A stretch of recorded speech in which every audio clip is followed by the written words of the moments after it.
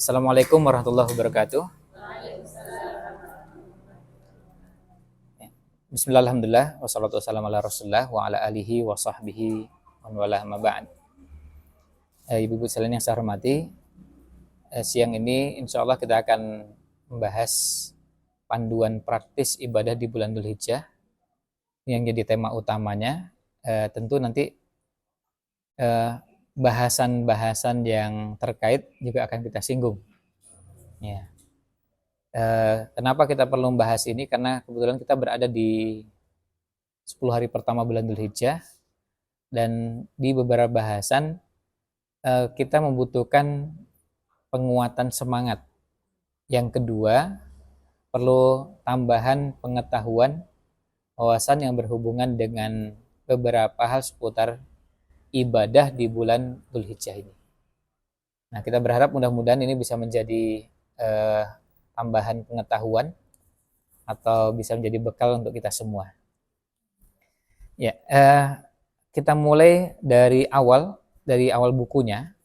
Ya, judulnya Panduan Praktis Ibadah di Bulan Dzulhijjah, dan buku ini disusun tanpa membahas tentang kurban. Jadi tidak ada bahasan tentang kurban. Ya. Bahasannya fokusnya semua ibadah yang berkaitan dengan 10 hari pertama bulan Dzulhijjah dan beberapa hal terkait amalan-amalannya, tapi untuk kurban tidak kita bahas. Maksudnya kurban perlu pembahasan tersendiri. Ya, karena membahas kurban itu beberapa bahasannya, bagiannya perlu disendirikan. Yang kalau mau disusun seperti buku panduan praktis ibadah di bulan Dzulhijjah ini, ya tebalnya seperti ini juga. Jadi akhirnya berarti harus dua kali lipatnya ini. Nah, sementara ini bukunya hanya ingin memberikan pengantar gambaran tentang bagaimana seharusnya kita beribadah di 10 hari pertama bulan Dzulhijjah ini. Ya, kita mulai pembahasannya dimulai dari pengantar, ya, kata pengantar di halaman 3. Jadi tulisan ini paragraf kedua, ya. Tulisan ini merupakan ringkasan tentang beberapa hal yang berkaitan dengan ibadah di bulan Dzulhijjah. Kurban akan disinggung tapi cuma disebutkan sangat singkat. Ya, jadi ini yang akan dibahas pada buku ini. Kemudian kita masuk ke halaman 4. Tulisan ini awalnya adalah materi pengajian yang disampaikan di beberapa tempat di kota Jogja ini. Jadi awalnya ada beberapa pengajian membahas tentang takbir, membahas tentang 10 hari pertama bulan Dzulhijjah, membahas tentang beberapa bahasan. Nah, ini yang awalnya kita akan membahas satu persatu, tapi kalau masing-masing didetailkan terlalu panjang, paling tidak kita bisa membahas secara singkat. Nah, kita mulai masuk ke daftar isi. Ada 4 bahasan utama. Yang pertama, keutamaan bulan Dzulhijjah. Yang kedua, keutamaan 10 hari pertama bulan Dzulhijjah. Yang ketiga, amalan pada 10 hari pertama bulan Dzulhijjah. Dan yang keempat, Idul Adha. Itu bahasannya. Nah, sekarang kita mulai dari muqaddimahnya di halaman 7. Nah, di halaman 7 di muqaddimah ini, bulan Dzulhijjah merupakan bulan ke-12 dalam kalender Islam. Dan ini merupakan salah satu bulan suci, bulan haram yang Allah muliakan. Dan sekaligus juga di dalamnya terdapat berbagai hukum, berbagai ketaatan, dan ritual ibadah yang disyariatkan. Jadi ibadahnya, pahalanya besarnya luar biasa. Punya keutamaan yang begitu besar. Namun sayang bulan yang mulia ini belum banyak dimanfaatkan dengan baik oleh sebagian kaum muslimin. Jadi ini kesempatan untuk dapat pahala amal besarnya luar biasa, tapi sayangnya belum banyak dimanfaatkan. Kalau Ramadan, alhamdulillah, banyak yang sudah persiapan. Sebelum masuk bulan Ramadan itu ada persiapan. Misalnya begini, sebelum masuk bulan Ramadan ada yang mengagendakan saya tak mengkhatamkan Al-Quran. Tapi nggak ada yang sebelum masuk bulan Dzulhijjah saya tak mengkhatamkan Al-Quran. Itu nggak ada itu.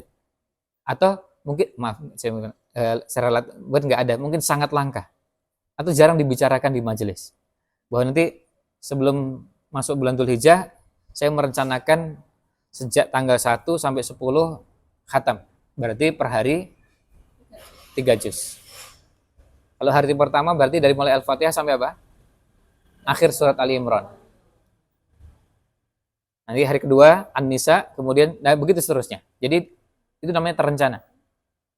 Alhamdulillah di sebagian kaum muslimin di bulan Ramadan sudah terencana di bulan Ramadan.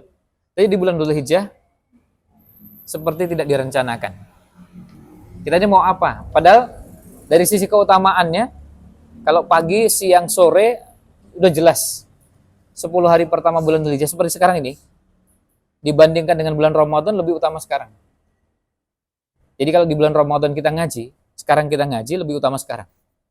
Ramadan tuh kalah itu. Ya. Ramadan keutamaannya kalah dibanding kalau kita mengerjakannya sekarang. Kalau kita pengajian sekarang, dengan pengajian di bulan Ramadan lebih utama sekarang. Itu dari sisi keutamaannya. Artinya sebegitu besarnya, tapi sayang tidak dimanfaatkan dengan sebaik-baiknya. Nah ini kenyataan yang kita hadapi. Maka kita lihat di halaman 8, berikut ini beberapa fenomena yang dilakukan di bulan Dzulhijjah oleh sebagian kaum muslimin. Yang pertama, ada yang memasuki bulan Dzulhijjah tapi nggak mengetahui keutamaan-keutamaan yang ada di dalamnya. Ya, artinya ini keutamaan yang begitu besar tapi tidak dimanfaatkan dengan sebaik-baiknya. Lalu yang kedua, mengkhususkan puasa pada hari ke-8 Dzulhijjah, hari Tarwiyah. Tapi pertanyaannya disyariatkan nggak ini?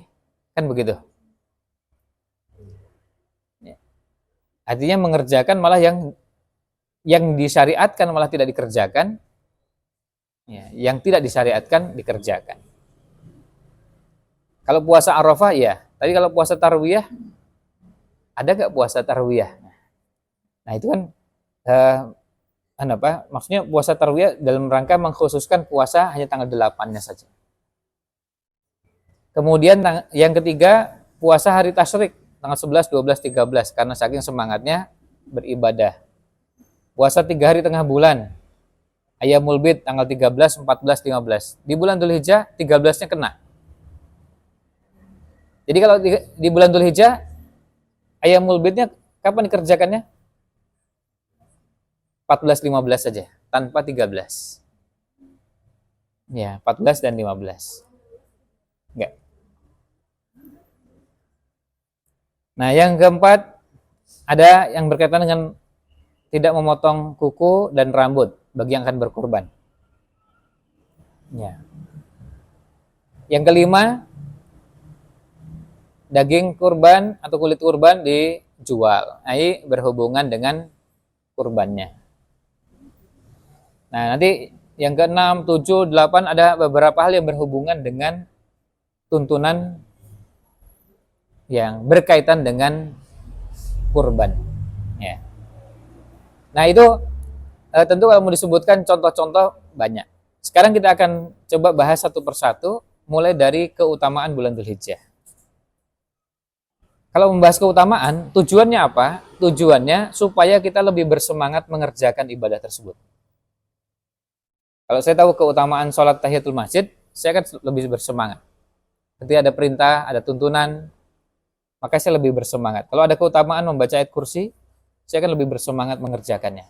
Kalau ada keutamaan membaca, misalnya, keutamaan membaca Al-Ikhlas, Al-Falaq, An-Nas, maka saya akan lebih bersemangat. Karena memang ada tuntunannya yang diajarkan. Nah, bulan Dzulhijjah itu keutamaannya apa? Paling tidak ada 2. Yang pertama, termasuk Ashhurul Hurum, termasuk bulan-bulan haram. Halaman 11, Allah berfirman, Inna iddatash syuhuri indallahi 12 syahra. Sesungguhnya bilangan bulan pada sisi Allah ada 12. 12 bulan. Fi kitabillah, dalam ketetapan Allah, yauma khalaqas samawati wal ard. Sejak Allah ciptakan langit dan bumi. Minha arba'atun hurum. Di antara 12 bulan tersebut ada 4 yang termasuk bulan-bulan haram. Dzalikad dinul qayyimu, itulah agama yang lurus. Fala tadlimu fihinna anfusakum. Maka janganlah kalian berbuat zalim terhadap diri kalian atau sesama kalian pada 4 bulan tersebut. Makanya dosanya lebih besar daripada di 8 bulan yang lain. Nah, kemudian ayat yang lain surat Al-Maidah ayat kedua, surat kelima, surat Al-Maidah surat kelima ayat kedua. Ya ayyuhalladzina amanu, wahai orang-orang yang beriman, la tuhillu sya'airallah. Jangan kalian melanggar syiar-syiar Allah. Wala syahrul harama, dan jangan kalian melanggar kehormatan bulan-bulan haram. Jadi ada larangan khusus melanggar kehormatan bulan haram. Dengan cara apa? Melakukan kemaksiatan, melakukan dosa pada bulan-bulan haram. Nah, bulan haram itu apa saja? Di halaman 12, baris ke-5, yaitu Dzulqa'dah, Dzulhijjah, Muharram, dan Rajab. 4 bulan yang termasuk bulan-bulan haram. Dzulqa'dah sudah kita lewati atau sedang kita jalani? Sudah kita lewati. Dzulhijjah baru kita masuk di pekan pertamanya. Kemudian nanti ada bulan Muharram, bulan depan. Berarti kita perlu memberikan perhatian pada bulan haram ini karena apa? Masih ada paling tidak lebih dari 1,5 bulan.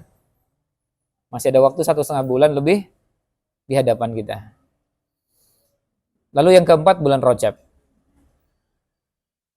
Nah, dari mana kita menetapkan bahwa bulan-bulan haram itu Dzulqa'dah, Dzulhijjah, Muharram, dan Rajab?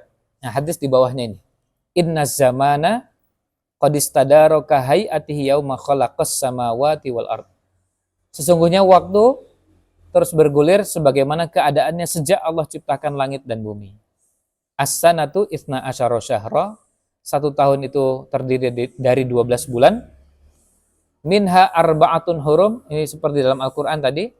Ada 4 yang termasuk bulan-bulan haram. Apa penjelasannya? Salah satun mutawaliyatun.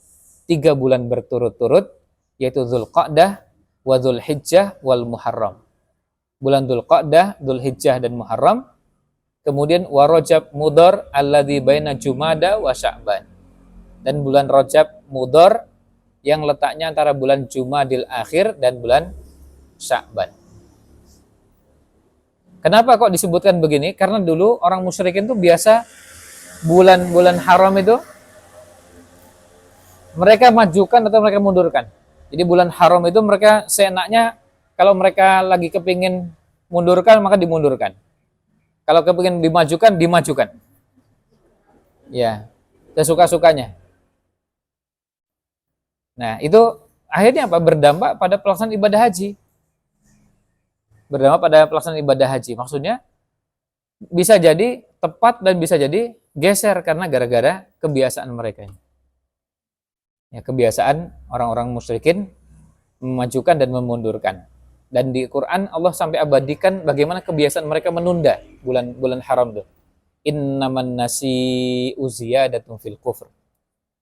Sesungguhnya menunda bulan-bulan haji itu, bulan-bulan haram itu adalah dosa lain selain perbuatan kufur.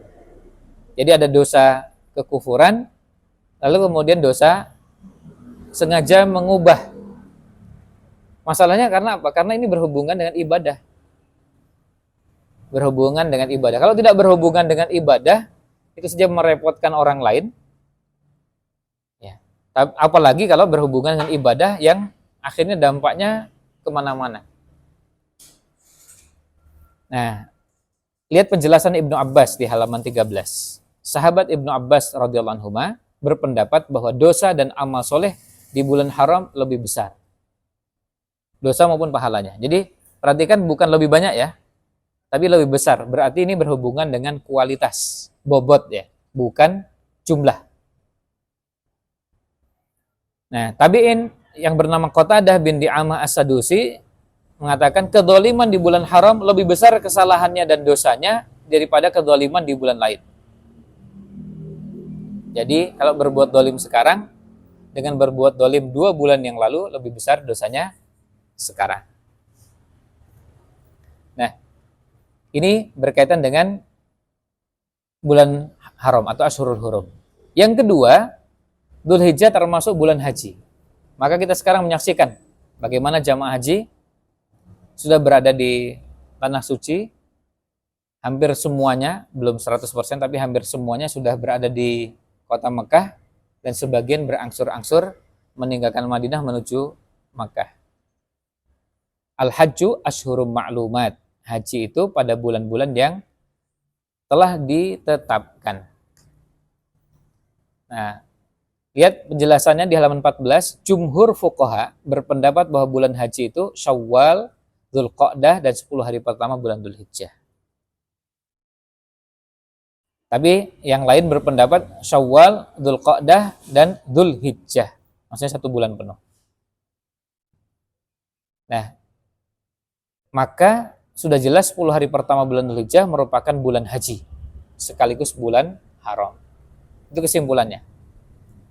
Jadi kita sekarang ini berada di bulan haram dan sekaligus bulan haji.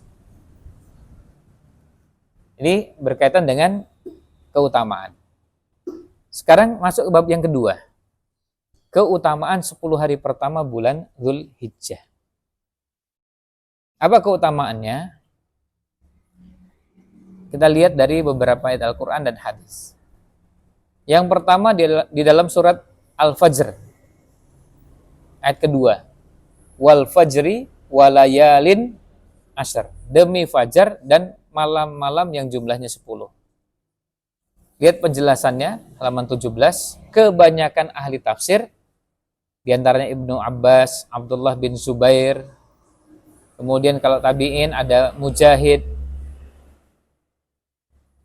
menafsirkan bahwa makna malam yang 10 itu adalah 10 hari pertama bulan Dzulhijjah. 10 hari pertama bulan Dzulhijjah. Ini terkait dengan tafsiran walayalin asyr. Lihat penjelasan Imam Ibnu Katsir. Walayalil asyr al-muradu biha asyru Dzulhijjah. Dan demi malam yang jumlahnya 10, maksudnya adalah 10 hari pertama pada bulan Dzulhijjah. Kama qala Ibnu Abbasin wa Ibnu Zubair wa Mujahid wa ghairu wahidin minas salafi wal khalaf. Sebagaimana dikatakan oleh Ibnu Abbas, Ibnu Zubair, Mujahid, dan beberapa ulama dari para kalangan ulama salaf dan ulama khalaf. Ulama salaf itu ulama terdahulu, bisa generasi sahabat, tabi'in, dan generasi tabi'ut tabi'in. Generasi belakangan, kapan itu? Misalnya yang hidup di abad ke-6, ke-7, ke-8, ke-9, dan seterusnya. Lalu yang kedua, Allah berfirman ya, di halaman 18, liyashhadu manafi'alahum wa yadhkurusmallahi fi ayyamin ma'lumat. Supaya mereka menyaksikan berbagai manfaat bagi mereka dan supaya mereka menyebut nama Allah pada hari-hari yang telah ditentukan. Nah, hari yang telah ditentukan apa? Ini tafsirnya Ibnu Abbas adalah 10 hari pertama bulan Dzulhijjah. Berarti termasuk yang sangat dianjurkan di 10 hari pertama bulan Dzulhijjah apa? Dzikir. Dzikir. Apa hikmah yang terkandung di sini? Ini ada poin pentingnya. Ketika ibadah di 10 hari pertama bulan Dzulhijjah pahalanya begitu besar, ya, pahalanya begitu besar, kemudian zikir ibadah yang dianjurkan ini untuk menjadi peluang semua kaum muslimin, semua kaum muslimat bisa mengerjakannya. Kalau ibadahnya haji, yang bisa mengerjakan cuma sebagian, bahkan sebagian kecil. Ya, kalau kita mau menghitung yang bisa haji, sebagian kecil kaum muslimin, artinya bukan mayoritas. Ya, minoritas. Karena apa? Karena susah untuk bisa berangkat haji. Faktor biaya, faktor kesehatan, dan yang lainnya. Tapi kalau zikir, semua bisa. Maka tidak ada yang bisa beralasan, saya nggak bisa ibadah di 10 hari pertama bulan Dzulhijjah. Zikir kan bisa. Masuk nggak bisa takbir? Masuk nggak bisa tahlil, tahmid, tasbih, sholawat, istighfar? Masa nggak bisa? Pasti bisa. Ya. Nah, ini ayat Qur'annya. Selanjutnya kita lihat hadisnya. Hadis tentang keutamaan 10 hari pertama bulan Dzulhijjah. Jadi kita sudah mengerucut ya. Kalau di bahasan pertama keutamaan bulan Dzulhijjahnya, sekarang kita kerucutkan keutamaan 10 hari pertama bulan Dzulhijjah. Yang pertama hadis Ibnu Abbas radhiyallahu anhu, Rasulullah shallallahu alaihi wasallam bersabda, "Ma min ayyamin." Tidak ada hari-hari yang al-amalu sholihu fiha, amal soleh di dalamnya, ahabbu ilallah, lebih dicintai oleh Allah, min hadhil ayyam, dari hari-hari ini, yakni ayyamal ashr, yaitu atau maksudnya 10 hari pertama bulan Dzulhijjah. Kemudian qalu, sahabat bertanya, "Ya Rasulullah, wahai Rasulullah, walal jihadu fi sabilillah?" Tidak juga jihad lebih utama dari itu? Maksudnya kalau jihad fi sabilillah dibandingkan dengan amal pada 10 hari pertama bulan Dzulhijjah, masa nggak bisa ngalahkan? Dijawab oleh Nabi Shallallahu alaihi wasallam, "Walal jihadu fi sabilillah." Jihad fi sabilillah pun tidak bisa mengalahkan amal pada 10 hari pertama bulan Dzulhijjah. Illa rajulun, kecuali seseorang yang kharaja bi nafsihi wa malihi, keluar dengan berjihad dengan jiwa dan hartanya, falam yarji' min dzalika bi syai'in, dan tidak pulang, tidak kembali dengan apapun. Bisa maknanya ludes semua, dan bisa maknanya tinggal namanya. Jadi pulang cuma tinggal namanya. Nyawanya nggak bisa dibawa pulang, hartanya juga habis. Ini hadisnya yang menjadi dasar utama pembahasan kita ini. Kalau dalam redaksi di Sahih Bukhari, perhatikan hadis yang tadi saya sebutkan di awal tuh, hadis yang paling populer, tetapi yang redaksinya bukan di Sahih Bukhari. Dalam Sahih Bukhari redaksinya di halaman 20, mal amalu fi ayyamin afdhala minha fi hadihi. Tidak ada amal perbuatan yang lebih utama dari amal yang dilakukan pada 10 hari pertama bulan Dzulhijjah ini. Qalu, para sahabat bertanya, al jihadu walal jihadu? Apakah jihad juga? Maksudnya apakah jihad juga tidak bisa mengalahkan, atau jihad juga tidak lebih utama dari 10 hari pertama bulan Dzulhijjah? Qala, dijawab oleh Nabi Shallallahu alaihi wasallam, walal jihadu, jihad pun demikian. Illa rajulun, kecuali seseorang yang kharaja, keluar, yukhatiru bi nafsihi wa malihi, berjihad dengan jiwanya dan hartanya, falam yarji' bi syai'in, dan kemudian kembali tanpa membawa sesuatu apapun. Nah, lihat hadis ini oleh Imam Nawawi dalam Riyadhus Shalihin diberi judul keutamaan puasa dan ibadah-ibadah lainnya pada 10 hari pertama di bulan Dzulhijjah.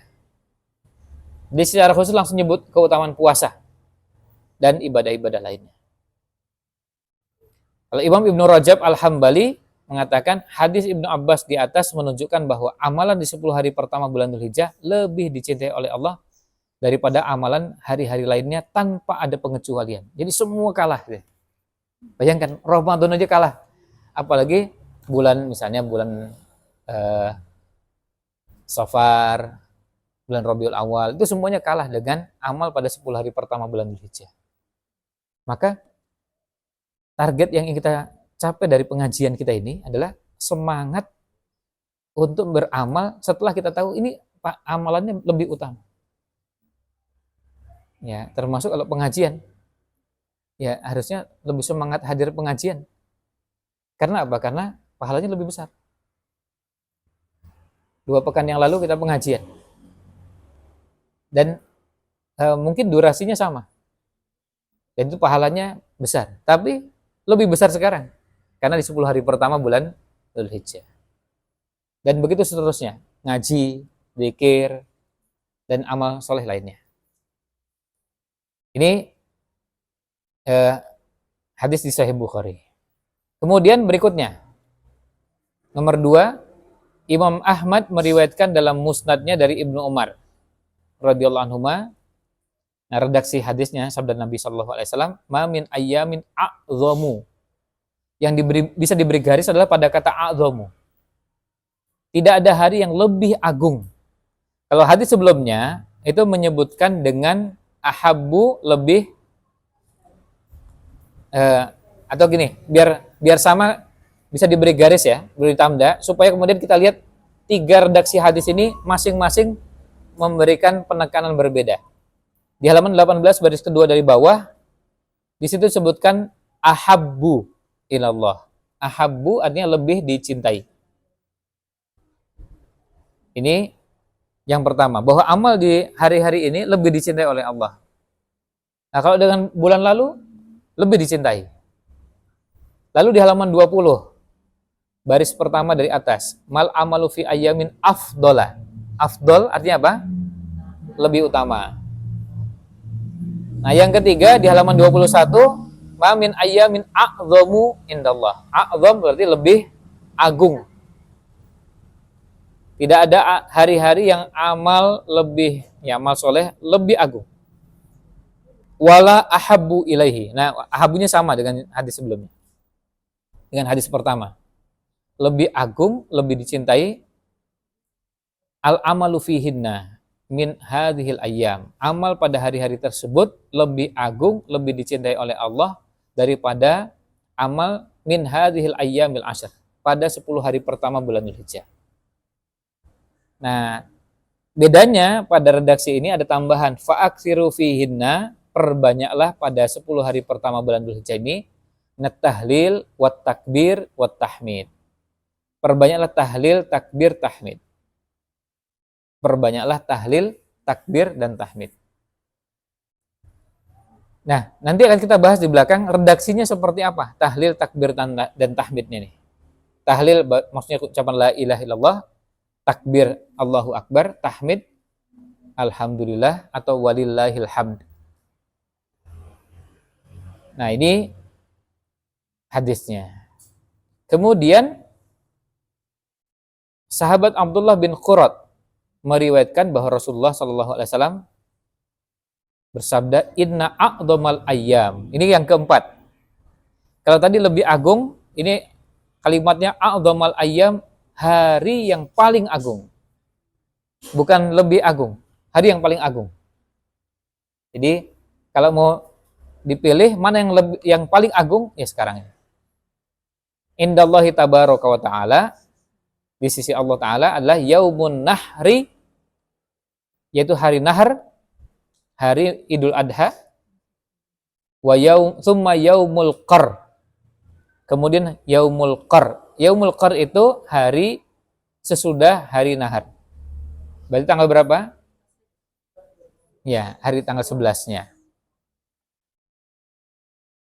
Hari sesudahnya. Masuk hari Tasyrik ya. Nah, ini yang dikatakan sebagai a'dhamal ayyam. Jadi berarti dari situ kita bisa simpulkan ada 4. Yang pertama ahabbu, lebih dicintai. Yang kedua afdal, lebih utama. Yang ketiga a'dham, lebih agung. Yang keempat a'dhamul ayyam, hari yang paling agung. Tapi kalau yang keempat itu hanya mengambil 1 hari dari 10 hari itu, yaitu Idul Adha. Itu Idul Adhanya dan hari sesudahnya. Nah, lalu bagaimana para ulama memberikan contoh kepada kita? Dan ini alurnya, kalau kita sudah tahu Qur'annya, tahu hadisnya, lalu kita belajar dari ulama gimana caranya ulama mengisi 10 hari pertama bulan Dzulhijjah. Lihat halaman 23. Imam Sa'id bin Jubair. Sa'id bin Jubair, kana Sa'id bin Jubairin idza dakhala ayyamal ashri, kalau sudah masuk 10 hari pertama bulan Dzulhijjah, ijtahada ijtihadan syadida. Beliau sungguh-sungguh, artinya beristihad, hatta sampai-sampai ma yakadu yaqdiru alaihi, sampai-sampai udah gak mampu lagi. Sampai udah gak mampu mengerjakannya. Ya. Artinya apa? Sudah ngepol, sudah maksimal. Yang dikerjakan itu sudah maksimal. Sampai-sampai coba lihat ini. Sa'id bin Jubair mengatakan, lihat di paragraf terakhir di halaman 23, jangan kalian matikan lampu rumah kalian pada malam-malam 10 hari pertama bulan Dzulhijjah.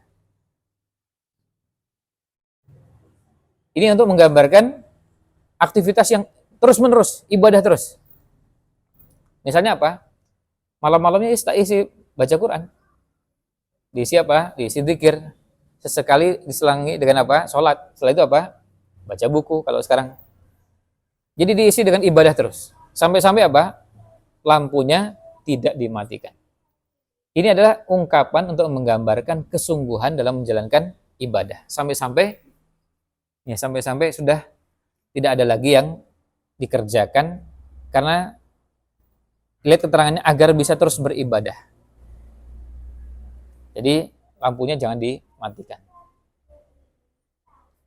Jadi ketika kita menangkap ungkapan para ulama, yang perlu dipahami maksudnya apa. Karena begini, di rumah sebagian kita juga ada yang lampunya nyala terus, tapi orangnya tidur. Ya, artinya lampunya nyala, tapi orangnya tidur. Jadi intinya bukan lampu.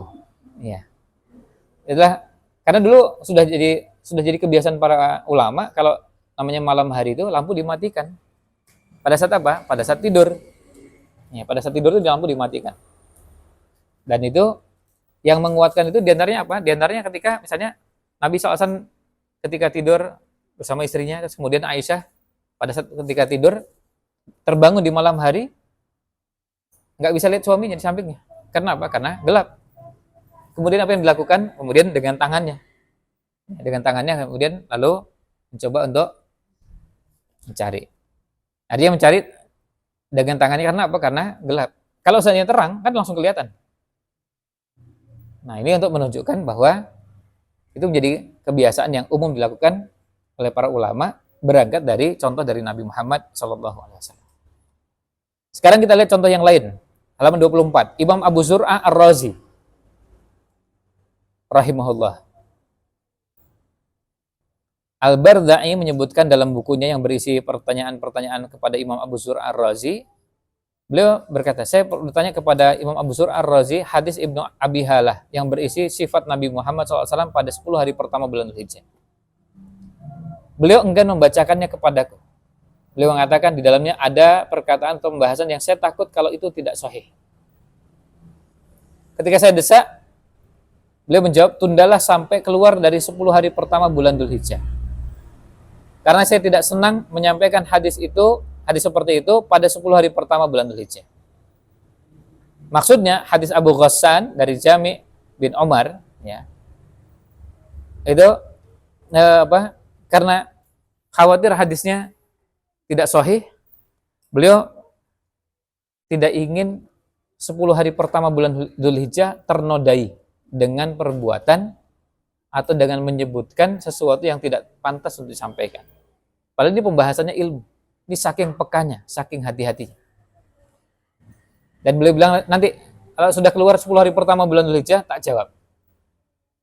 Nanti bahasanya kapan? Nanti setelah 10 hari pertama bulan Dzulhijjah. Al-Hafidz Ibnu Hajar menjelaskan dalam kitabnya Fathul Bari, Syarah Sahih Bukhari, tampaknya sebab mengapa 10 hari pertama bulan Dzulhijjah diistimewakan adalah karena pada hari tersebut merupakan waktu berkumpulnya ibadah-ibadah utama. Yang pertama, sholat. Selain sholat 5 waktu, ada sholat apa? Ya, sholat sunnah. Terus apa? Sholat apa lagi? Yang nggak ada di tempat lain. Di 10 yang lain. Idul Adha. Di situ ada sholat Idul Adha. Di 10 hari terakhir bulan Ramadan, meskipun punya Lailatul Qadar, tapi nggak punya sholat yang seperti Idul Adha. Karena Idul Fitri sudah keluar dari Ramadan, sudah 1 Syawal. Jadi bukan di 10 hari terakhir bulan Ramadan. Kemudian yang kedua ada puasa, saum. Ada saum atau siam. Yang kalau di bulan Ramadan ada siam, di 10 hari pertama bulan Dzulhijjah juga ada saum. Lalu ada sedekah juga. Kemudian ada haji. Yang tidak terdapat pada hari-hari yang lain. Kalau mau ditambahkan apa? Di situ juga ada kurban. Kan kurban juga tanggal 10. Yang itu tidak ada pada hari-hari yang lain. Nah, sekarang kalau muncul pertanyaan, manakah yang afdol? 10 hari terakhir bulan Ramadan atau 10 hari pertama bulan Dzulhijjah? Jawabannya? Nah, siangnya. Jadi pagi, siang, sorenya 10 hari pertama bulan Dzulhijjah yang utama, kalau malam harinya 10 hari terakhir bulan Ramadan, karena ada Lailatul Qadar. Nah, ini berkaitan dengan keutamaan. Tapi kalau dibandingkan dengan selain 10 hari terakhir bulan Ramadan, ya pagi, siang, sore, malamnya jelas lebih utama daripada hari-hari yang lain. Jadi kalau pekan lalu, sholat malam dengan hari ini tadi malam atau kemarin malam, sholat malam lebih utama. Nanti malam sholat malam lebih utama daripada bulan lalu atau pekan lalu. Karena berada di bulan Dzulqa'dah. Atau di bulan depan, bulan Muharram. Jadi 10 hari pertama bulan Dzulhijjah punya keutamaan yang begitu besar. Nah, amalan sekarang masuk ke bab berikutnya, bab 3. Amalannya apa pada 10 hari pertama bulan Dzulhijjah? Saya bahas singkat-singkat. Yang pertama, haji dan umroh. Kalau ini sudah umum kita ketahui bersama. Dan keutamaan haji mabrur jelas, wal hajjul mabrur laisa lahu jazaa'un illal jannah. Itu menjadi salah satu bukti bahwa haji amal yang sangat utama. Yang kedua, puasa. Nah, puasa bisa sejak tanggal 1 sampai dengan tanggal 9 Dzulhijjah. Bisa puasa berturut-turut atau bisa juga puasanya misalnya pada hari Senin, hari Kamis. Tapi yang paling minimal untuk dikerjakan adalah puasa pada hari Arafah. Di halaman 29, siyamu yaumi arafata, puasa pada hari Arafah, ahtasibu 'alallah. Saya mengharap pahala dari Allah, ayyukaffiras sanatal lati qablahu was sanatal lati ba'dahu. Menghapuskan atau melebur dosa setahun yang lalu dan setahun yang akan datang.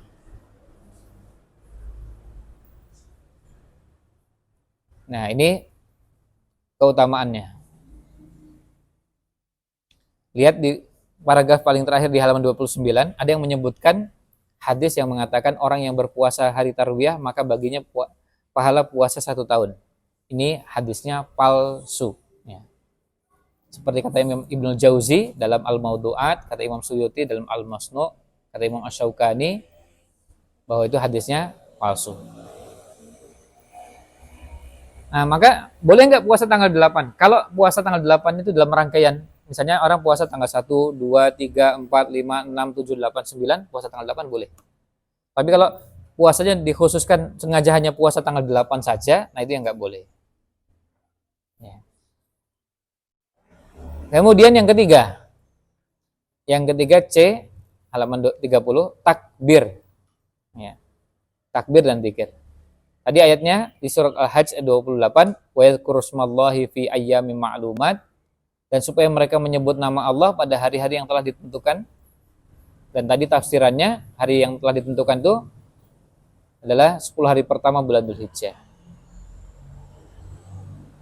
Makanya dianjurkan memperbanyak tahlil, takbir, tahmid.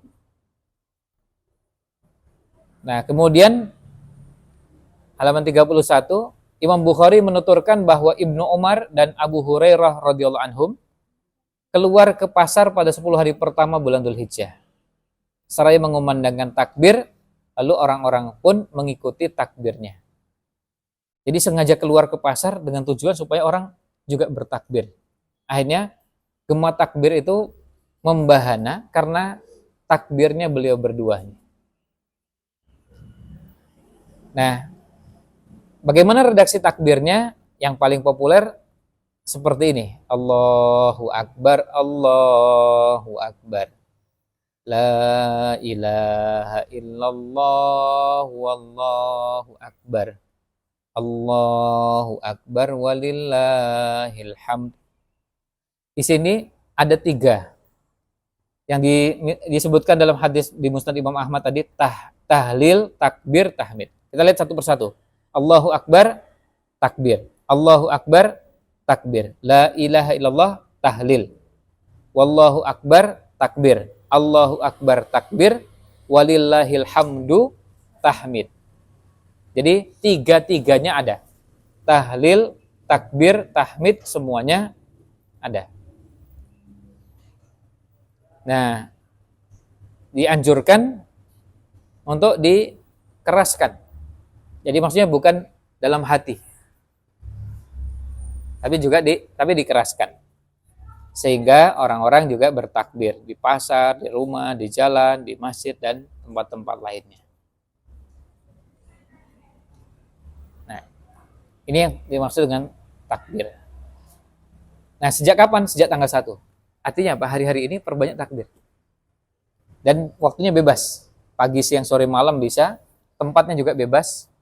Mau di masjid, pulang dari masjid, di rumah, di kamar tidur, di ruang makan, atau perjalanan dari rumah menuju tempat lain. Ini bisa dimanfaatkan untuk memperbanyak takbir. Ya. Ini yang ke-3 atau C. Yang D, yang keempat atau D, amal yang bisa dikerjakan adalah taubat. Taubat kepada Allah Subhanahu wa taala. Artinya kita semua ini harus jujur mengakui bahwa kita ini banyak dosa. Dan 10 hari pertama bulan Dzulhijjah, salah satu amalan yang dianjurkan adalah bertaubat dari dosa-dosa. Dan kalau bicara taubat, maka kalau ada yang berurusan dengan orang lain harus diselesaikan. Saya pernah menyakiti orang, ya saya minta maaf. Kalau itu berurusan dengan orang lain. Kalau urusannya dengan Allah SWT, ya berarti ya diselesaikan dengan 3 syarat diterimanya taubat. Yang pertama apa? Yang pertama, berhenti dari dosa tersebut. Ini syarat pertama. Jadi syaratnya taubat yang pertama adalah berhenti dari dosa yang dikerjakan. Yang kedua, menyesal. Maka kalau yang berhenti tapi dia nggak menyesal, apalagi kalau sampai bangga. Oh, belum apa-apa itu kalau cuma gitu. Saya lebih. Nah, ini kok malah bangga. Artinya ya dosa yang pernah dikerjakan tuh ya kita harus jujur. Saya juga pernah melakukan itu dan saya juga menyesal pernah melakukan. Ya artinya bukan malah bangga dengan dosa. Dan yang ketiga, bertekad untuk tidak mengulang kembali. Ya. Yang ketiga, bertekad untuk tidak mengulang kembali perbuatan dosa tersebut di masa yang akan datang. Ini syarat taubat yang ketiga. Saya kemarin berbuat salah, saya menyesal, tapi nggak cukup sampai di situ.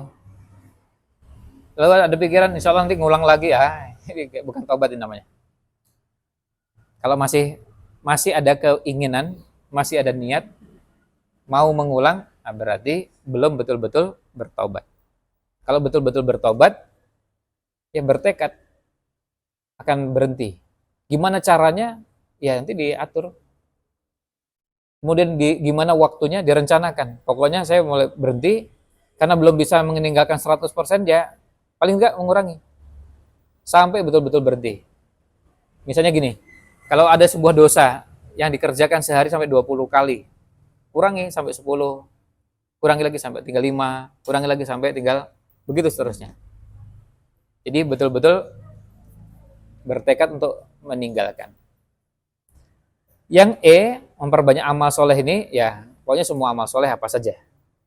Secara khusus begini, amal itu sebetulnya kalau mau diringkaskan bisa atau ibadah ya, ibadah itu bisa dibagi menjadi dua.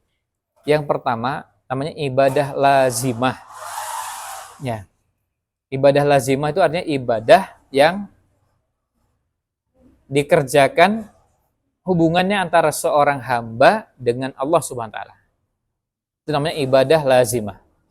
Artinya ibadah seseorang dengan Allah Subhanahu wa taala. Misalnya sholat. Itu hubungannya dengan Allah. Ibadah puasa hubungannya dengan Allah. Itu yang pertama. Yang kedua, ibadah muta'addiyah. Ya, ibadah yang dikerjakan tetapi ini berhubungan dengan orang lain. Misalnya berbakti pada orang tua. Nah, itu ibadah yang kedua. Meskipun berpahala, akan menjadi amal soleh yang besar di sisi Allah SWT. Tapi ini hubungannya dengan orang lain. Beda dengan yang pertama, sholat. Kalau kita sholat sendirian di malam hari, orang mau tidur, orang mau makan, orang lihat, nggak ada urusan. Tapi kalau yang kedua ini dengan orang tua, nah kita harus mempertimbangkan. Makanya dari sisi ini kadang-kadang ada ibadah yang harus mempertimbangkan waktu, mempertimbangkan tempat, mempertimbangkan cara, mempertimbangkan ada yang cocok dan nggak cocok. Orang tua kita itu beda-beda. Masing-masing kita dengan orang tua yang berbeda-beda. Misalnya, ada yang orang tuanya punya kebiasaan-kebiasaan tertentu yang tidak ada pada orang tua yang lain. Nah, kalau kebiasaan tertentu kan tidak mudah kita sebagai anaknya untuk tidak mengerjakan itu. Nah, jadi itu dua jenis ibadah ya. Nah, kemudian yang F di halaman 34 ini takbir mutlak. Maksudnya takbir yang bisa dikerjakan di waktu kapanpun, sejak pagi, siang, sore, malam, dan waktunya bebas. Tetapi pasangannya ada takbir namanya muqayyad, itu di baris keempatnya. Ada takbir yang terikat dengan waktu, yaitu setelah selesai sholat fardu. Kapan itu? Bagi selain jamaah haji dimulai setelah zuhur pada hari raya kurban. Makanya kalau kita di Idul Adha, setelah zuhur ada takbiran di masjid. Setelah selesai sholat fardu. Nanti setelah asar, lanjut lagi maghrib, isya, subuh, zuhur, asar, maghrib, dan begitu seterusnya sampai kapan? Sampai tanggal 13 Dzulhijjah waktu asar. Ini pendapat pertama. Pendapat kedua, takbir muqayyadnya dimulai sejak setelah selesai sholat subuh tanggal 9 Dzulhijjah. Yaitu sejak hari Arafah sampai tanggal 13 Dzulhijjah. Maka jumlahnya 23 sholat. Coba kita hitung. Cara ngitungnya gini. Kalau seandainya besok itu tanggal 9 Dzulhijjah, hari Arafah. Maka kenapa kita mengatakan 23? Cara ngitungnya gampang karena apa? Dimulai dari ba'da subuh. Ba'da subuh, ba'da zuhur, ba'da asar. Itu 3. Sementara kalau sudah maghrib, berarti masuk hari berikutnya. Berarti maghrib sudah tanggal 10. Kemudian di sini sampai tanggal berapa? 10, 11, 12, 13. Berarti 4 hari. 4 kali 5 berapa?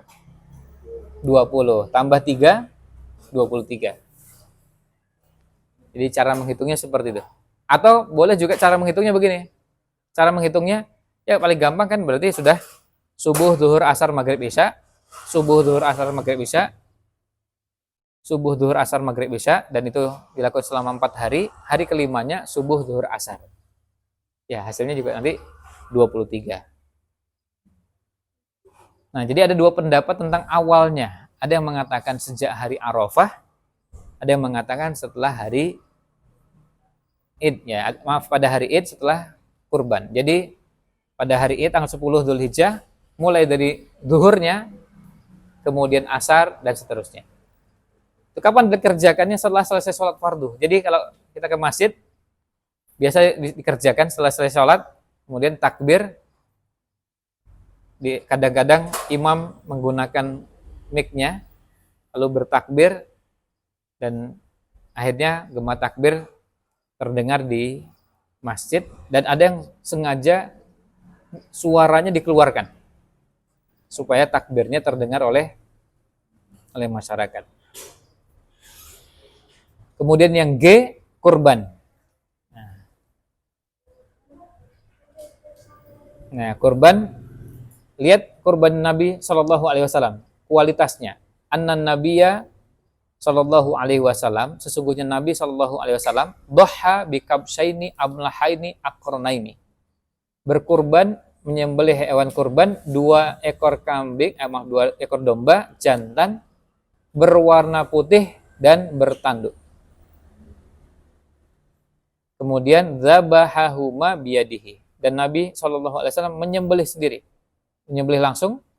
Wasamma wa kabbara wa wada'a rijlahu ala sifahihima. Beliau menyebut nama Allah, bertakbir, serta meletakkan kaki beliau di sisi tubuh domba tersebut.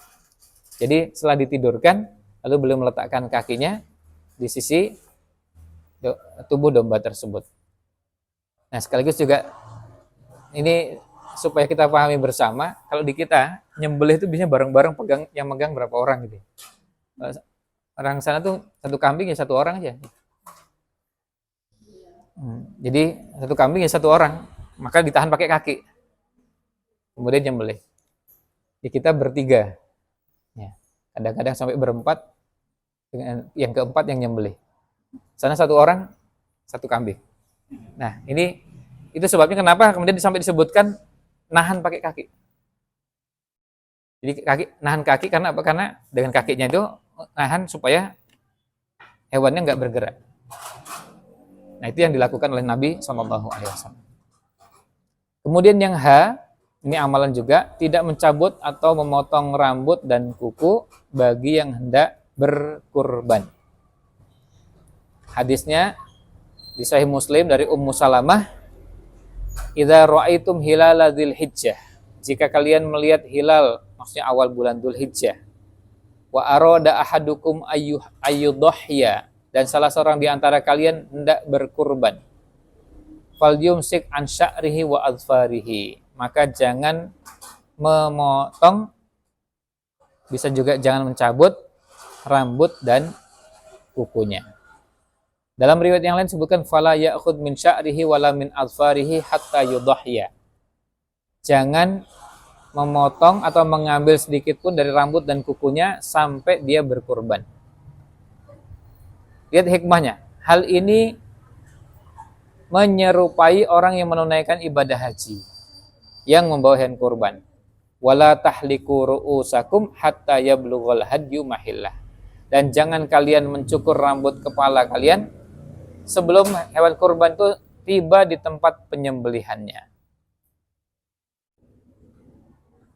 Nah, larangan ini menurut dohirnya hanya dikhususkan bagi orang yang berkurban saja, tidak termasuk istri dan anak-anaknya.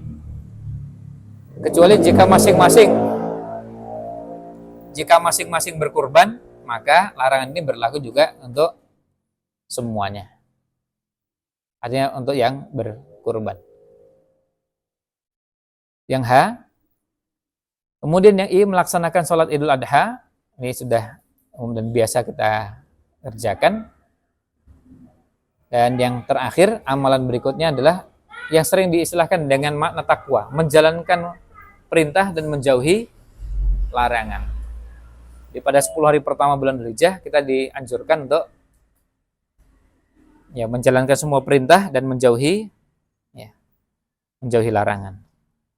Nah, itu yang bisa dikerjakan pada 10 hari pertama bulan Dzulhijjah. Nah, di bahasan bab kelima itu bahasanya khusus untuk pembahasan tentang Idul Adha, yang sebagian bahasannya ini diambil dari buku ensiklopedi sholat. Itu pembahasannya. Sebagian diambil dari situ, dan sebagian lagi diambil dari sumber yang lain. Nah, ya sementara sampai situ. Ya, monggo.